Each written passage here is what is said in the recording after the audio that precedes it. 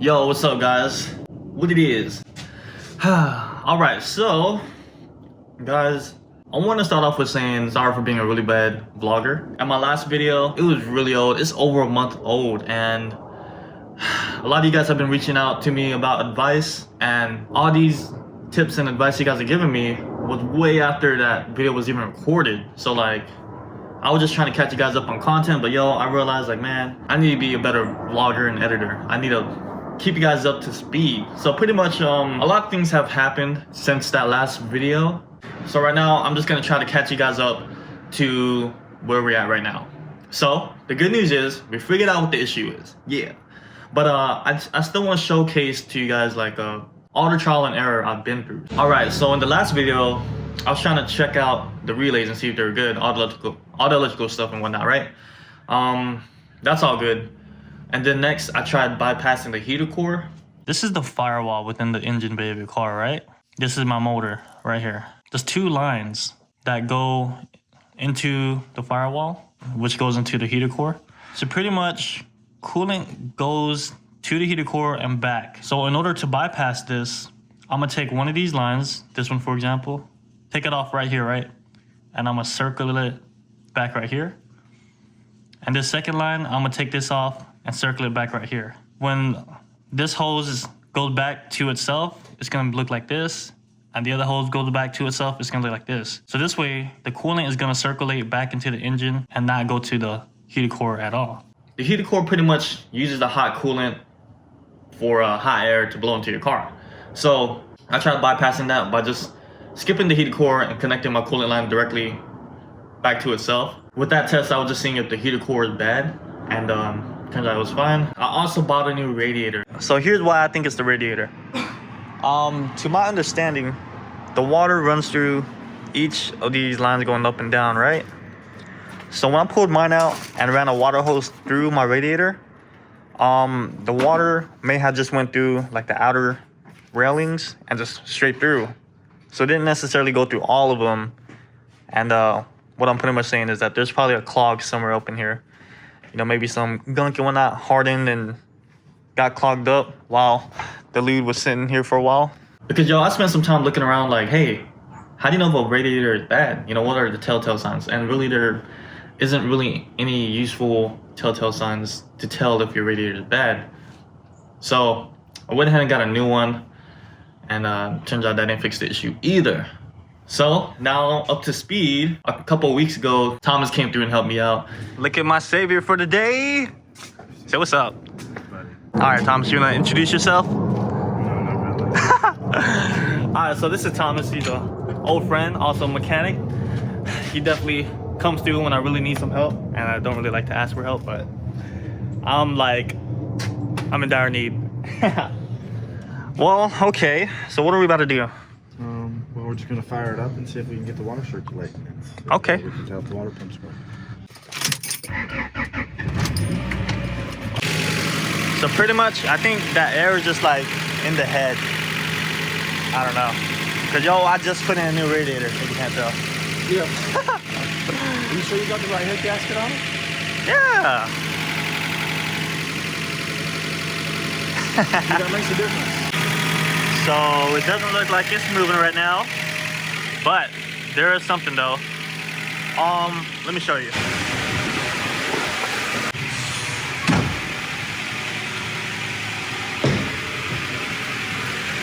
So I got like this infrared. Same exact one I got. Yeah? Yeah. And when the car starts overheating, right? I tested the temperature of the thermostat, and it's only like 130 degrees. So it seems like the engine's overheating before the thermostat even gets hot enough to open. I just replaced the hoses too. So your fans just kicked on. What the? That never happened before. Hey, that's weird. Yo, the fan is coming on and off. That's crazy. Hey, you know how I said it's supposed to do that? It's never came on ever at all. So this is the first time I've seen it come on like that. So what's going on is when we cracked the bleeder valve, right? Coolant started spewing out of the radiator and no coolant was coming out of the bleeder valve itself. So right now, I guess air is trapped back there by the thermostat. And so what Thomas is doing is doing it by hand, opening the bleeder valve and just letting the air come out.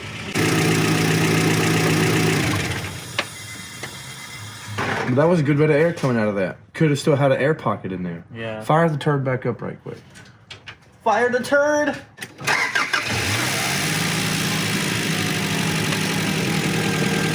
Oh. Turn it off, Rocky. Whew. Yep. Okay. Pull the thermostat out. Okay. Put it back together with no thermostat. Don't put antifreeze, put water. Okay. That way it's a little less expensive, right? Mm-hmm. Honestly, I'd pull that thermostat, do exactly what I just did.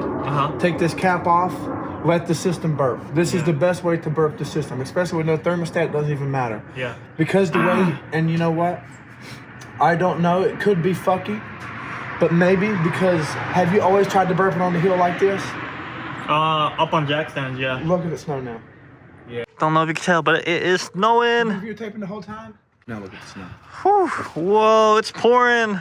That's not pouring, but it's. Yo, that's a lot of. Look at that. Few specks. So that's what I'm gonna go with. If it's not that, I bet that thermostat may fix the problem. Okay. What do y'all think? Should I work on the car when it's freaking snowing? Hell yeah. The lude's out in the, not in the garage. Screw it. I got nothing else to do today. Looks like we just got to pull out the thermostat. That's what a lot of people have been telling me anyways on Facebook. And yeah, fuck it. I guess we'll do it. Let's bust this fool out of here. Oh. Yeah, baby. You know, the first time I did that, it surprised the hell out of me. I was like, oh, shit. Jeez.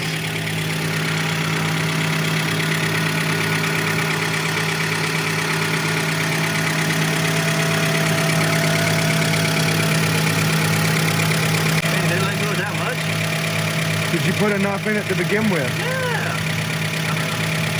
How much did you put in it? Rough guess. Probably about one of those. It takes two. I know, but I don't know.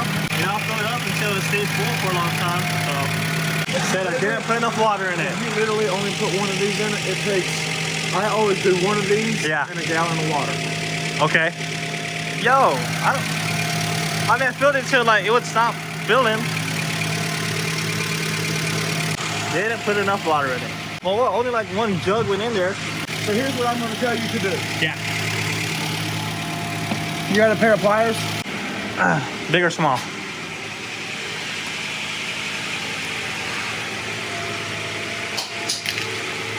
What are you doing?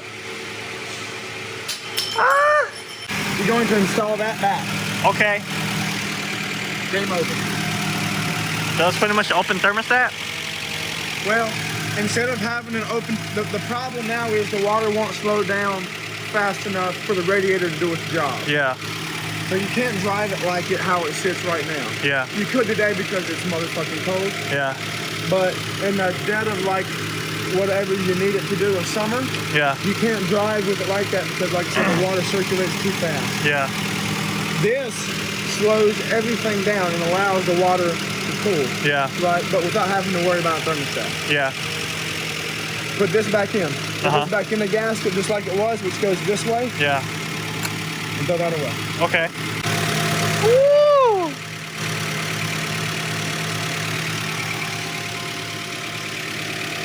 Oh yeah! That's legit.